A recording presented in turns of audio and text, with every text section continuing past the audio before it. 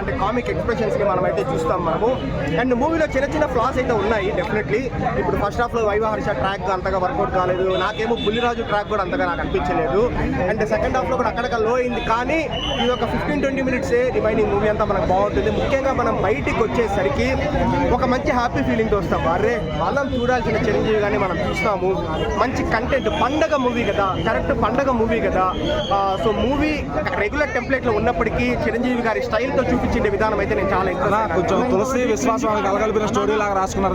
విశ్వాసం అనేది నేను చెప్పబోతాను. ఇక విశ్వాసం అనేది కూడా సేమ్ సంక్రాంతికే రిలీజ్ అయింది. అప్పుడు తమిళ్లో వాళ్ళకి అజిత్ గారి నుంచి పండగ మూవీ ఎలా ఉందో అలానే కోరుకున్నారు. బట్ ఈ మూవీలో చిరంజీవి గారి స్టైల్ కావచ్చు, కొంచెం అంటే లైన్ సిమిలర్ గా ఉండొచ్చు కానీ, విశ్వాసం లైన్ సిమిలర్ గా ఉండొచ్చు కానీ చాలా విషయాల్లో అయితే మార్పు చేస్తారనమాట. మన అనిల్ రావుపూడి గారి జోన్కే చిరంజీవి గారిని తీసుకొని వచ్చేసారు. ఇప్పుడు భగవంత్ కేసరిలో ఎలా గుడ్ టచ్ బ్యాడ్ టచ్ అనేది ఆ డైలాగ్ ఎలా ఉంటుందో, మెసేజ్ ఎలా అయితే ఉంటుందో, ఈ మూవీలో కూడా సెకండ్ హాఫ్ లో లేడీస్ వాళ్ళకి కాపాడుకోవాల్సి ఉండే సెక్షన్స్ ను ఏ విధంగా మిస్యూజ్ చేసుకుంటున్నారు, ఏ విధంగా దుర్వినియోగం చేసుకుంటున్నారు అనేది అయితే ఉంటుంది.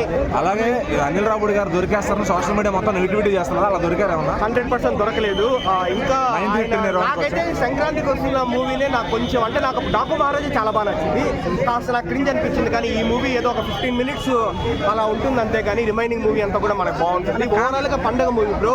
డెఫినెట్లీ అనిల్ రావుపూడి అంటే క్రింజ్ కాందని ఒక మారుతుంది కదా, ఈ మూవీతో తెలియపోయిందా? ఇప్పుడు అనిల్ రావుపూడి F3 కావచ్చు, లేకపోతే అట్లీస్ట్ నాకు సంక్రాంతికి వస్తున్నాంలో కూడా చాలా సీన్స్ కావచ్చు, నాకు అలా అనిపించింది. కానీ బట్ ఈ మూవీలో ఉన్న 15 మినిట్సే రిమైనింగ్ అంతా చిరంజీవి గారి స్టైల్ బాగానే వర్కౌట్ అయింది. నేను కూడా మూవీలో చాలాసార్లు నవ్వుకున్నాను అనమాట. అంటే చిరంజీవి గారి స్టైల్, మనకి ఎక్స్ప్రెషన్స్, కామిక్ టైమింగ్, అంటే ముఖ్యంగా మన బీమ్స్ గురించి మాట్లాడుకోవాలి.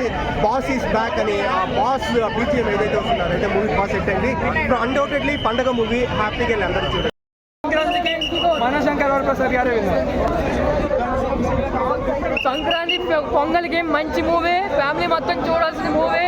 అనిల్ రావుపూడి నువ్వు మా గుండెల్లో గుడి కట్టేసావు. మళ్ళీ సంక్రాంతి బాస్ అంటారా?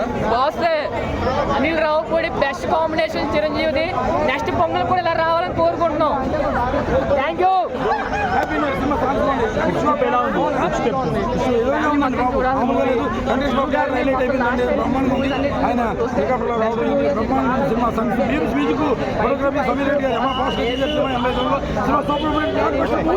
జై చిరంజీవి గారు, జై వెంకటేష్ బాబు గారు, జై